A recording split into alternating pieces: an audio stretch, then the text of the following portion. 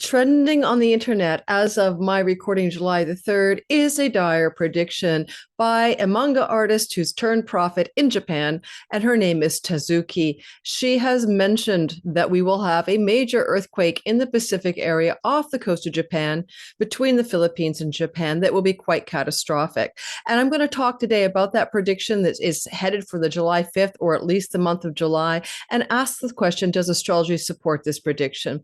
And unfortunately, in my view, the answer is yes. Not only does the astrology support a major geological catastrophe or event coming through our skies in July that may give rise to tsunami action in our world, but also I predicted the very same thing.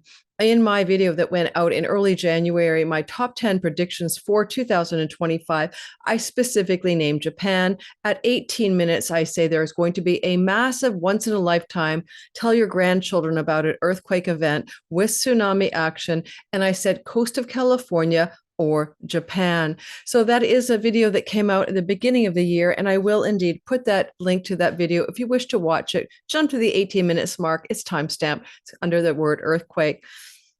Now, if you're new to my channel, I'm only spending half an hour here, by the way, to talk about 3 charts that will give you clues. But hi, I'm Lori Lothian. I'm using Western Tropical Zodiac. I'm a predictive astrologer using ancient timing tools. In today's video, we're specifically talking about some very challenging asteroids like Ceto, the sea monster, and a few others like Grieve and on the south node that indicate potential loss and tragedy in the world for which we are all in a state of shock or grief.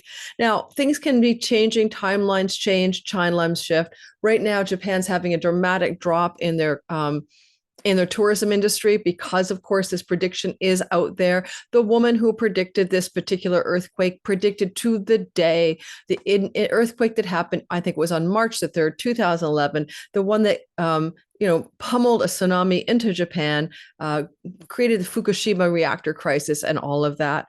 Like then, when we had a nuclear component, I think we're going to have a nuclear component again. And I'm going to talk about a lost nuclear device. A thermonuclear warhead was dropped into the ocean on the coast of Japan by mistake by the United States military. There was an accidental loss of a full, totally armed thermonuclear device, and it rolled into a trench 16,000 feet or so below the surface of the water and has not yet been recovered.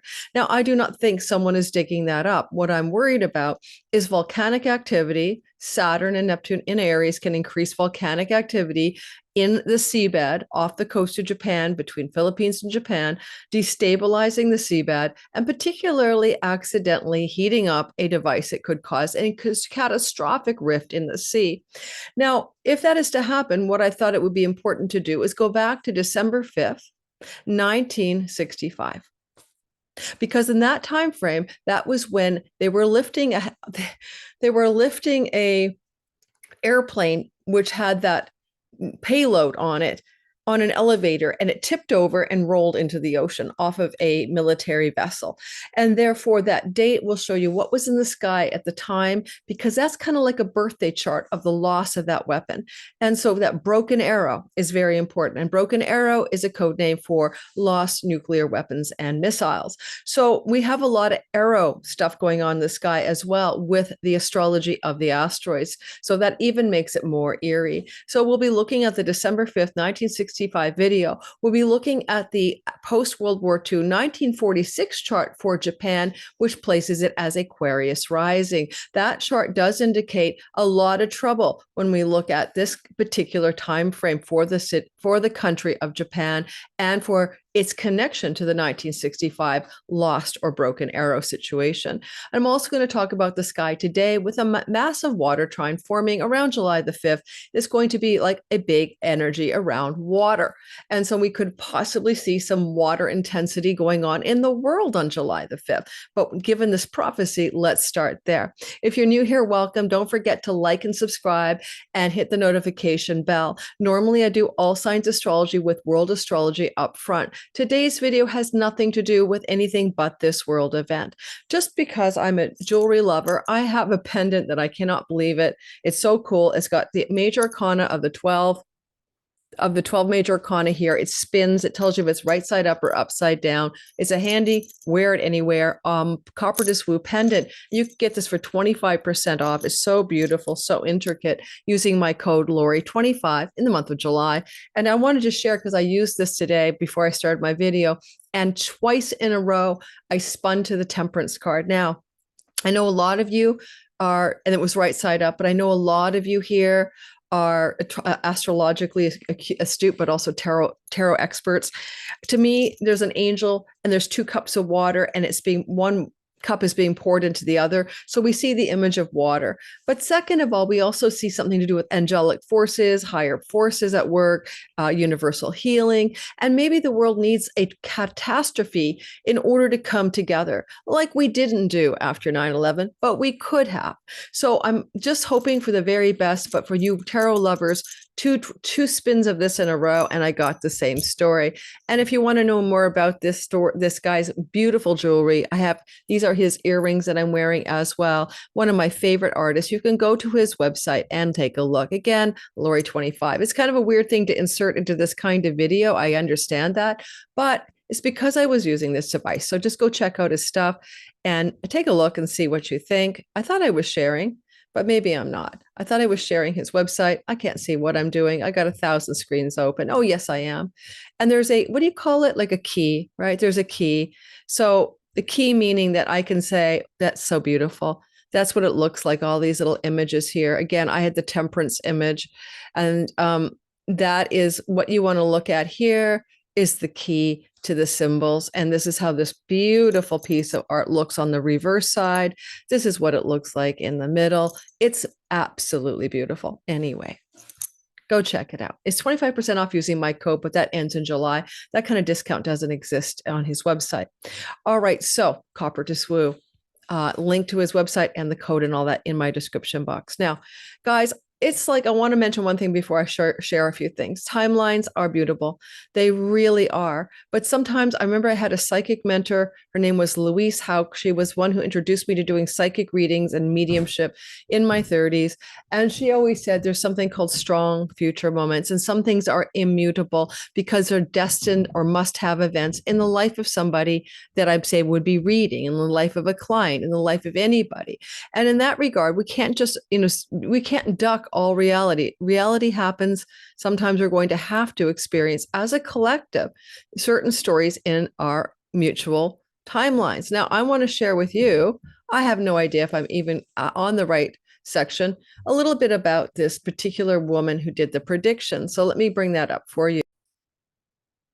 So let's grab that story right here. And I'm just using Le Monde, but this thing is trending everywhere in the world. So you could probably just Google this and find it yourself. This article focuses on the lack of tourism that is happening there. And I'm just going to say a little bit about this manga artist. Ryo Tatsuki said the ocean floor, but I believe she predicted this in 2021, but actually had seen it years before as well, but did a more in-depth prediction later in 21. So in 2021, she predicted what we're about to see. The ocean floor, maybe. The ocean floor between Japan and the Philippines will crack. Huge waves will rise in all directions. Tsunamis will devastate the Pacific Rim countries, a tsunami 3 times higher than that of the Great East Japan earthquake of March of 2011 will strike the southwest of the country. So that's her words, not mine. I just want you to know that it is trending. If you hear banging, you can't make this up. I'm doing a thing about earthquakes and the seabed being riled. And there we have construction guys clamoring above my head. You can't make this up. Just before I show you the chart, I want to talk about a technique for also using divination without a chart. This is a book I just happen to have hanging around the house that I haven't read. Funny enough, it's about a shipwreck or something. I haven't read it. I opened it randomly asking, will there be an event or not connected to the seabed near Japan? And I came right to this section of this book randomly, and slammed my finger down. And I ended up coming up to a section where the woman finds the initials of a sea wreck under the ocean floor, and the initials are AQA, and she does her research, and it's Aquila. Aquila is a constellation of the eagle where Pluto sits right now, and it's on the star Aquila, the biggest, brightest star in the constellation. Pluto sitting on that star, Aquila, Pluto, plutonium, death, transformation and rebirth on Aquila. It is a actual weird synchronicity. You can't make this stuff up. I have not read this book yet. So if you want to do divination using a fiction book, ask a question, close your eyes, stab your finger in there, see what messages you get. To me, this tells me that Aquila, a war star, a star of military prowess, is talking about the fact, as Pluto sits on Aquila, there was something lost underneath this, the seabed. It's a military nature that happened in 1965. It was a, some kind of jet carrying that nuclear payload is now at the bottom of a trench off the coast of Japan.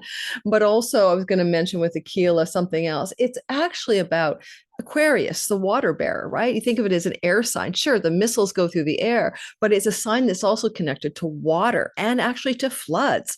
So in ancient traditions, so there is a lot going on here. Now I'm starting, this is half an hour. Yes, I'm predicting that something will happen in 2025, July, along the lines of a major tsunami caused by an earthquake, maybe because the seabed is jostled by volcanic activity, or hopefully not that old missile that was lost at sea becoming found again. And I want to give credit to Stefan Burns. He's a meteorologist, or like the guy who reads the sky. What do you call it? That's a weatherman. Astrophysicist. No, that's not it either. Brain come online. I love him. When trying to get him on my channel, he talks about solar flares and solar activity. And he had mentioned that there was this missile loss way back when, and that I started digging more deeply into the actual chart of that event. So I'm going to show you the chart, and I'm probably going to start a playlist just on world predictions and maybe begin to separate my all signs content from the world prediction astrology. I just get too much flack as soon as I put world predictions out. If someone doesn't complain, then I have people unsubscribe. Like, I mean, literally, as soon as I literally put this stuff out, people are unsubscribing. It's extremely intense. So it's not worth the grief. I think I'll just start doing these separate. You can watch them if you like. Here we go. December 5th, 1965. This is set for Akron, Ohio. It doesn't matter where it is. We don't have a time that the missile was lost, so I can't find it. So therefore, this nuclear device in the bottom of the ocean on a jet that rolled off a military naval ship is no time for it. So who cares what the time is? We just need to look at where the planets are at the time this event happened. So this prediction by Tatsuki, she talks about there's two serpents activated during this time, right? Serpents. Well, you want to talk about serpents, you're talking about the north node and the south node, the tail and head of the serpents. And so I thought that was fascinating, because when this 1965 lost missile story happened, you can see that the south node was in the sign of an arrow, the Sagittarius arrow, and it is called a broken arrow when you get a lost nuclear missile. So the broken arrow is here on the south node with the asteroid Grieve. Is that Grieve or Requiem? Double check. It's pretty well sure it's Grieve, but it could be it's Requiem, named by the discoverer in memory of his mother, and it has to do with death and dealing with grief, a place of acceptance. It's about grieving. It's about massive funerals. It's Requiem, a big, ceremonial funeral on the south node of loss in the sign of broken arrow. Okay, so just get with the archetypes. That's what I'm saying. Mercury, a sun. Mercury is combust sun, invisible. This was hidden. They didn't tell anybody about it till years later. Information and news, it was hidden from view under the beams of the sun. And asteroid America. America lost a missile. Guess where America's ascendant is? It's at 12 degrees of Sagittarius. This happened on the ascendant of America, as we see asteroid America there, and some kind of broken arrow story that has the potential to lead to a karmic or destined south node event with the word Requiem. So this doesn't mean it happened then. It's a seed, like a birth chart of what could show up later.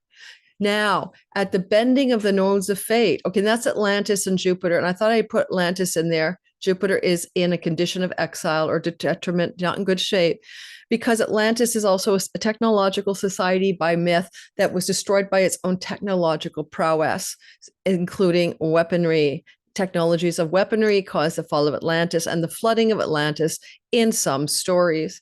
At the bending of the north and south node, a square, the nodes, in other words, is Saturn, the Lord of Death, in the sign of the sea, oceans. And up here in Virgo, at the time this device was lost, and this represents the leadership of the country of the United States in 1965, executive branch right here, you're going to see a hot mess. Pluto, plutonium, uranium, rich uranium, Uranus. This is the asteroid Grieve, for grief. This is Pandora's box, unleashing the woes upon the world, including illness, including poisons and toxins. This, nothing worse than radiation, right? This is the asteroid Isis, flooding the Nile River Valley. This is Ascalaphus. This is a story of a person hit by a spear and killed. Let me read that to you in a minute. And this one here is another asteroid that I can't remember right away, but I'll tell you about the names of the asteroids in a minute. Like, we're going to cover this as a difficult story, to say the least. It's chock loaded in Virgo with these difficult stories, including grief, including Pandora's box, including the Isis flooding of the rivers and the valleys, Isis flood stuff. But what I want to mention most of all is this is where the South Node is currently traveling. Right now, the South Node is up here. And we just had an eclipse right on top of this hot mess right here on March the 15th. So behind us is an eclipse on Virgo South Node that activated this entire constellation of energy that squared the nodes of fate at the time the thermonuclear device was lost at sea. So now what I want to do is I want to give you the names of the asteroids that I could not for the life of me recall, because I don't have perfect remembrance of each of these glyphs. So let's clear the drawings and let's talk about these two asteroids. So that I told you was like a story of Ascalaphus, and it was the son of the god of war, so which is Ares. Son of Ares, the king of the Minoans, I suppose. Sorry about that. One of the Argonauts killed by a spear during the Trojan War. All we need to know is someone was killed by a spear during the Trojan War, and it connects to spying, eavesdropping, and all kinds of stealthy things. Well, again, it's called broken arrow. A spear is a missile. End of story. Simple as you take it as you will. That's a narrative. Now, at the same time, we have this other asteroid baking in there, because these asteroids are important now in our sky as we look at July. So hang in there with me. This is the asteroid Atropos, the eldest of the three Moirai, the Greek goddesses of fate, the spinners of fate, who chose the manner of death of mortals by cutting the threads spun by Clotho. So this one is about final endings and completions and snipping and cloth cuttings connected to the final act. So there's a sense of atropos, like atrophy. This is what must end. This what must be cut. This is what must be snipped. Is it lives? Sure. Is it more than lives? Yes. So it could even be the end of our stupidity around weapons of mass destruction. Let's hope for the very best. I honestly would hope so. With Mars at the time is Mars Somos. Mars Somos is about a binary object named after the Roman god Mors and Somos, the twin gods of the underworld, the children of night and darkness. Okay, so basically Mors, or Thanatos, is a personification of death, and Somnus is hypnosis. And it talks about powerful unconscious forces that impact our lives. But think about the balance of life and death, and the death urge Thanatos next to Mars, trining the underwater loss of this particular story of something under the sea. Now, I hope I'm not going too fast for you. I'm trying my best to make it simple and make it easy to understand. What I'm going to share with you next is I'm going to share with you the chart that I like to use for Japan, 19 degrees Aquarius rising. There is another chart as a Taurus rising that comes off of like 1889, but Japan had a new constitution and started a whole new identity 2 years after World War II. And that chart tends to be more accurate in my estimate. So I'm not going to argue the case. It's what I'm going to use today to share with you how Japan is in deep danger and people in the area, because the 8th house of mass death is activated for Japan, where all of those Virgo asteroids I just showed you with uranium, Uranus, and Pluto, plutonium, and all that stuff are sitting. So when this 1965 accidental drop of an American weapon in the shore off of Japan happened in a deep trench, right? That happened in 1965 in Virgo. We now have the South Node traveling with Virgo and the asteroid Grieve, right in the 8th house of mass calamity and mass death of its population, a mundane meaning of the 8th house. There are many meanings. That is one of them. Add that Uranus is sitting on Algol, the star of corpses and rotting bodies and decapitation and mass calamity. Uranus brings shock and awe to the world on that particular significant star. And Venus, as I record this on July 3rd, is still traveling with Uranus over Algol, and Taurus is the sky story where in the 1889 chart, Japan is a Taurus rising, and that's also relevant to Venus Uranus over the first house of the nation of Japan. So you can use both charts for sure, but I have to say, either which way I spin it, it doesn't look positive. I'll just very briefly show you a couple more charts and I'll be finishing up. I'm going to stop the share and I'm going to bring it right back. Okay, I just had a little tech issue, but I am back. Let's get that sharing up. This is a chart of the more modern day Japan after World War II. It is October 7th, 1946, 2:53 p.m. in Tokyo, Japan. So you can see what I mean by the 8th house being chock-a-block loaded with these asteroids, Isis flooding the Nile River Valley and, making floods happen. That's her gig, guys. And also Requiem is sitting here next to that in Virgo. That's the asteroid of funerals. Don't forget, Requiem was highly activated, as I already mentioned, when we saw the actual accidental loss of a arrow under the sea, so to speak. And so it was sitting with the asteroid America and other asteroids in Aquarius at the time and the nodal axis. So here's Requiem yet again on the life-changing vertex with asteroid Atlantis. Now, Atlantis is the undersea lost city or civilization due to calamity. So again, these are darker stories. And this is in Japan's natal chart when it was born in 1946. And so in this regard, if you were to overlap the 1965 chart, you'll see what I mean. Why is it not letting me do that? There we go. Recently used 19. If you just do like a transit overlay, it's not really, it's just overlapping synastry between two charts, you'll notice that all of this calamity here, Isis and Pandora's box and asteroid Requiem, it's a Requiem return chart from the 1965 well, 65 happened after dropping of the bomb under the ocean. So this is from what happened in 65, overlapping the inception of this country. And we're going to talk about the current transits in this story next, but you can see this inauspicious overlay. That's the best I can call it, an inauspicious overlay. And I could do many more angles to this, like asteroid Atlantis on the north node of Japan's chart from the 1965 event. Again, calamitous lost civilizations due to flooding, basically, keep it simple. If I was to take the third chart and overlap it, we're going to talk about the next story, which is the transits of July 5th. It's set for Puerto Vallarta. It does not matter where in the world it is. We're just going for general vibes on the day of July 5th. If there is not a calamity on July the 5th, then it's still the month of July. In my humble opinion, astrologically, the South Node meeting with Mars in Virgo with the asteroid Grieve is a calamitous world event that causes mass grief coming in the month of July. And that's true for all of July, independent of the July 5th prophecy. Some people are unclear if Ryo Tatsuki said July 5th or all of July. There's confusion there, okay? Some people say, no, it was in 2021 on July 5th that she came up with this new prophecy. So we're just going to say July. So in the month of July, the outer wheel transits are pretty well in place. They're not going anywhere. This is what the sky looks like with Japan in the middle. So we can see Pandora's box in the house of open enemies and the asteroid here traveling through Leo right now, Requiem, connecting to the 7th house. Now, the open enemy of Japan during World War II was one of them was America.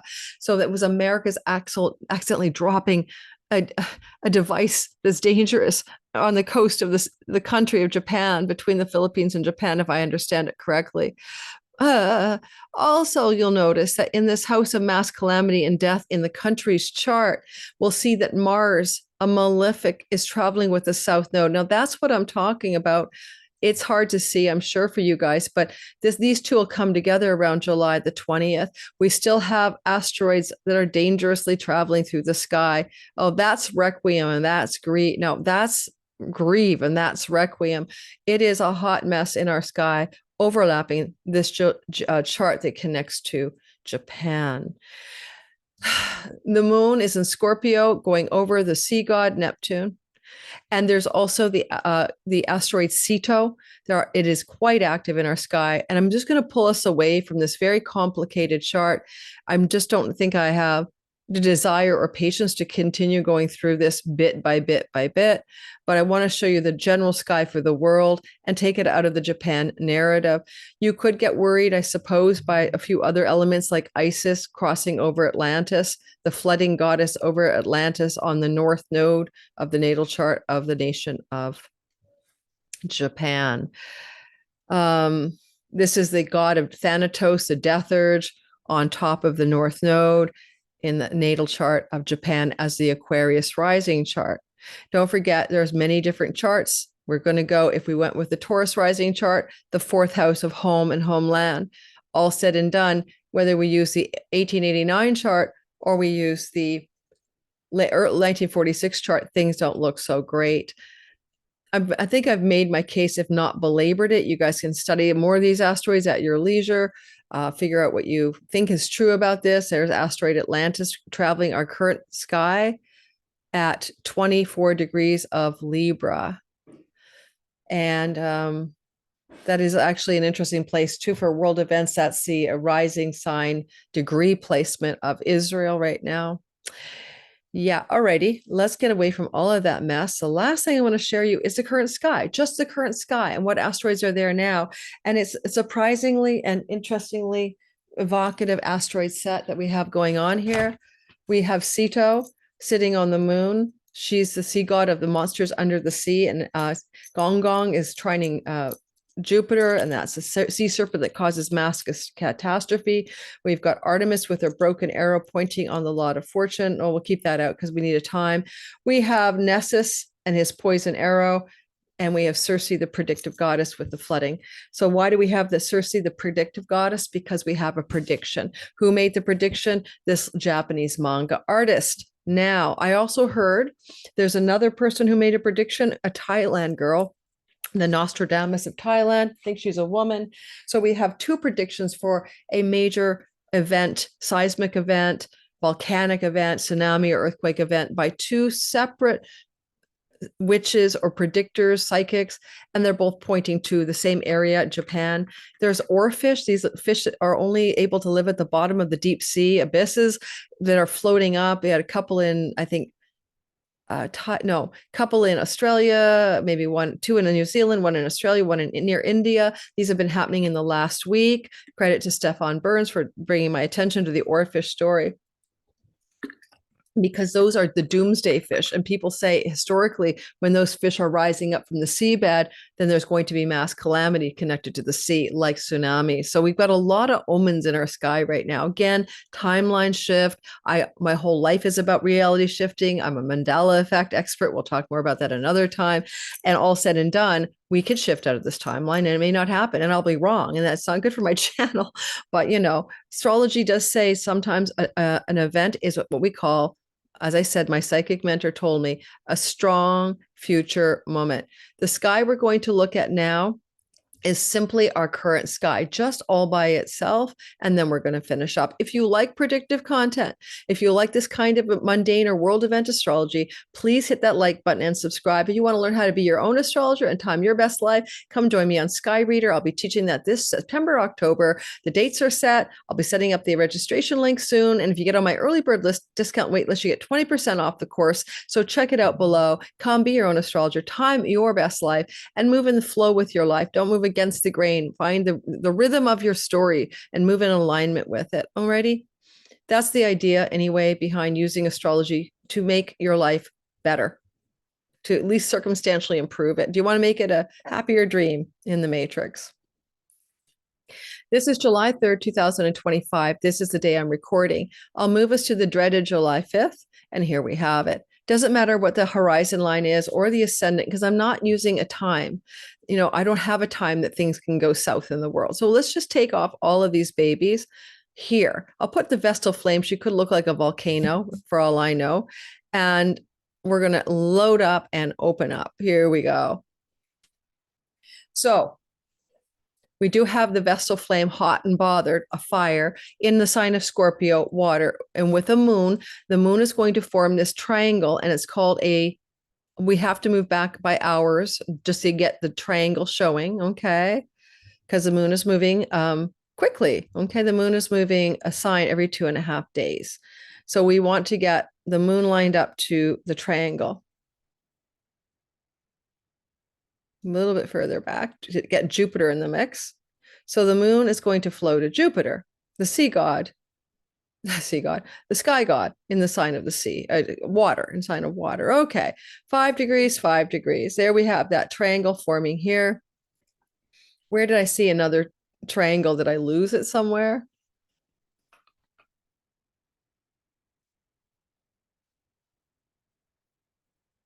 Yeah, I don't know why I thought there was a grand trine on July the 4th, 5th. I'll move ahead a day. Is there some other faster moving body that I was looking for? Huh. Okay, well, let's not worry about it. We do see water flowing between asteroid America, Jupiter. By the way, Zeus had thunderbolts. They called the thunderbolts of Zeus. They were weapons, right? They were weapons. And Hephaestus is the armorer of the gods. And I'm going to put Hephaestus in here. I thought I did, because we'll see in our current sky a very hot and bothered maker of the thunderbolts of Zeus. And that is giving me a bit of pause, because I saw him in here earlier and I'm like, what's he doing in there? Let's add Hephaestus. So you want to think about Hephaestus in terms of weapons, because that's what he did, although he was a forge smith and he made the magic girdle of Venus, whatever that was. But he does make weapons, and he makes thunderbolts of Zeus. And so, yes, we can call it broken arrows or lost thermonuclear devices. Here we have it. So Hephaestus is in the sky at this time. And where did he go? I thought he was somewhere there he is. I probably had him in there. He's sitting up there with Hygeia, which can be about health matters. Right? No one's going to be well if there's a tsunami. But the thunderbolts of Zeus are sitting with Isis, who floods the Nile River Valley. Also, the death urge of Thanatos is here. And we have this constellation of planets sitting in this part of the heavens. If we use a Taurus rising chart for Japan, which I believe is another chart from the 1889 period, we're going to end up with a story connected to the second house of Japan, a money house. Let me grab that chart to double check the placement of that chart. 1889, sure. I think I deleted that chart. No, here it is. Let's just look at the older chart for Japan. Taking much longer than I wanted on this video, guys. Sorry. And here we go. So on the outside wheel is a February 11th, 1889, 10:30 a.m., Tokyo, Japan, older chart, post-World War, ascendant 12 degrees of Taurus. Okay, so in the first house of the nation of Japan in the older chart, we have Uranus on Algol, and we also have Neptune on Algol when Japan was born. Well, they've already lived through one sea calamity, Uranus shock and awe, extreme weather, earthquakes that's in our sky now, right on Neptune that belongs to this chart for Japan, the sea, the roiling sea, Neptune throws this trident to the seabed and causes volcanic eruptions and earthquakes. It's not just an Uranian story. And so there's a lot going on here. Athena is a god of war and military stuff, and she's there. It could just also be that old weapon, because Hephaestus, the thunderbolt of Zeus, is sitting under the sea in this chart. You cannot make this stuff up. I'm so glad I used both of these charts. Like, you really can't make this stuff up. Lord Almighty, have mercy on us all. So what is that, guys? Why is the thunderbolt of Zeus with the sea god, with the goddess military prowess, doesn't have to be the military of Japan, connected to, of course, what's going on here? Uranus on Algol. This whole thing looks like a hot mess for me regarding the Pacific area near Japan, right? Because we're looking at Japan's chart. If there was a big event there, it could impact the Philippines, Taiwan, Korea, all of that. It's not just Japan if there's a big enough seismic event, of course. There we have something hot something sizzling in the sky with the moon, which are the people. And that's importantly active in our sky with Thanatos, the death urge, traveling now at 6 degrees of Scorpio on the moon. This will be on July 4th, and a hot energy of a flame or something under the, volcanic, could be a volcanic energy. In our current sky, we have Mars now traveling at 10 degrees of Virgo, headed for the south node. That is inauspicious and calamitous. I covered that in another video about Mars's transit through Virgo. Please go watch it. Here we have one of those asteroids. It's just the Griever Requiem. It's so bad because I can't check it when I've got myself in this mode of showing you things by circling it. This asteroid is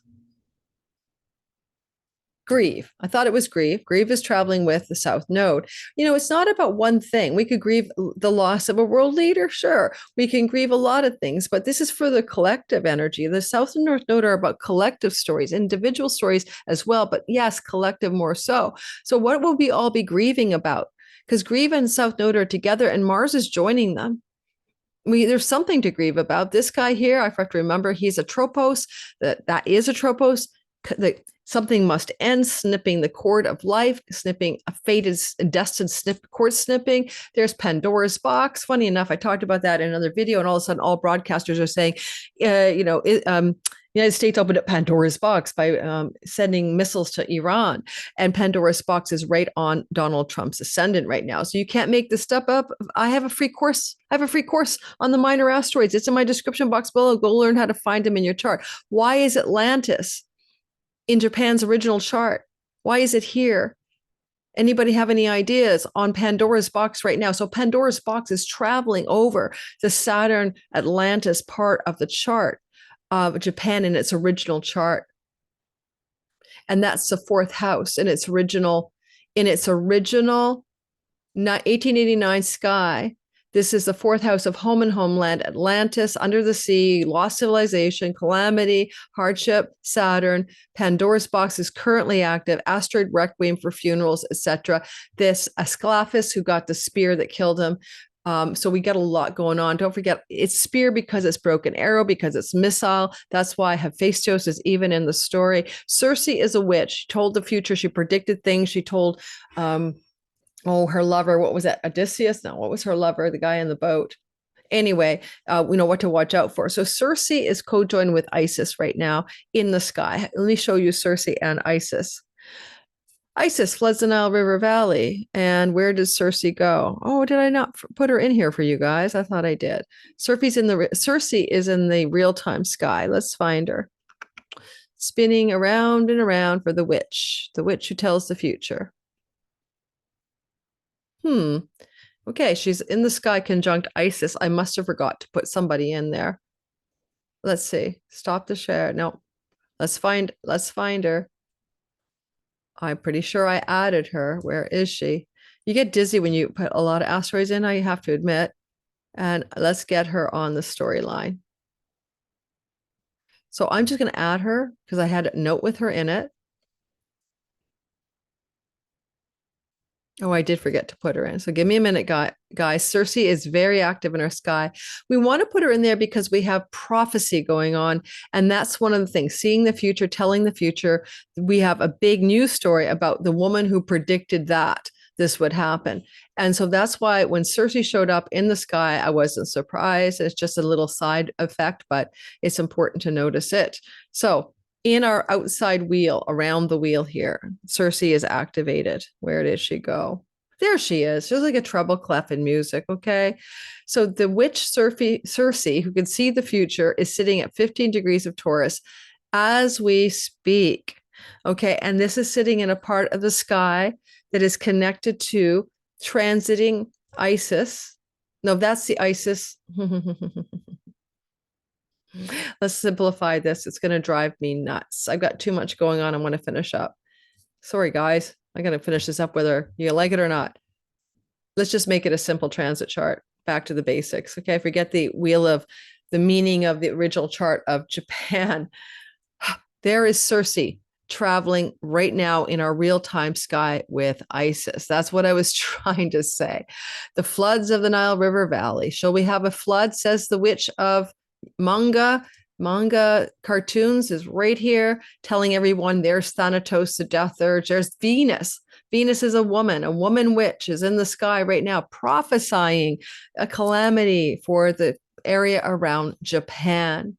And you can't make this shit up. Go take my minor asteroids class. Amazing Asteroids class is free. You can find the names of your friends, your family, your siblings, your husband's past, present, future, wives, past, present, future. It's all there. And go check it out. It's free.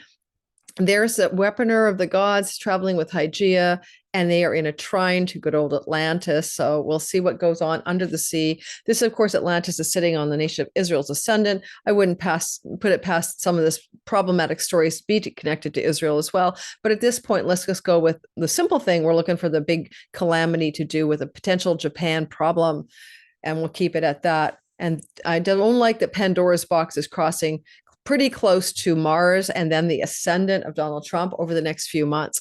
That is a bit of a worrisome thing. What Pandora's box will Donald Trump open up that impacts the world? Or what Pandora's box will he try to keep closed? Either which way. In fact, it might be interesting to see how fast does it take Pandora to cross over Donald Trump's actual sky. Let's move the chart forward. Move it ahead by a week and see where is Pandora a week from now. Right on his Mars, 25 degrees. His Mars is 26. So Mars, Trump, Pandora's box, July 11th. And then by the time we get to July 18th, Pandora's 2 degrees off of his ascendant. And a week later, it's done. So July for Donald Trump, all the way through until about the third week of July, he's playing with Pandora's box. There's not a lot about Pandora's box. Google it that you're going to like. It's the ills of the world because someone opened the urn and out popped the ills. Hope was left at the bottom. If you want to try to interpret it positively, he's trying to bring hope to difficult world circumstances. Anything is possible. Don't forget to like, subscribe, and hit the notification bell so you don't miss a thing. I'll start putting a playlist of little half-hour to 40-minute videos about world events out. I think I'm going to deviate from doing the intro of my all signs and keep my all signs about you and keep my world astrology separate. I'm going to give it a shot. I'm trying to change it up. I get so much like I'll look at a video that have any world events in the first 4 hours after it goes out. I'll lose. Subscribers can dump out, and then but you can jump to your side, but people don't like it when I say something that goes against your political views because I'm looking at the astrology and I just lose you. So if I didn't tell you what my views are and I just gave you my, just gave you the, all feel good astrology or just the astrology for your sign on those longer videos, then maybe I'd be doing better. Go check out the Neptune video. I gave each sign I don't know, 10 minutes talking about Neptune retrograde. It's first in a lifetime and it's a big deal. And it just came out on July 3rd, the day I'm recording this. Don't forget, check out Coppertist Woo's amaze balls, art and jewelry. And this you could do divination with, which is even cooler. On the fly, divination on the fly, right? How cool is that? Everyone have a great day. But sorry about the calamity. Sometimes creation can be destructive. Like a nuclear bomb is a creation and it's destructive. And sometimes destruction can be creative, like a fire that blazes through the wild forests and it allows for new growth, more space for things to grow, for the blueberries to grow. So we don't just go destruction bad, creativity good. We understand that some destruction brings some good fruits from it. All right. Thanks for listening.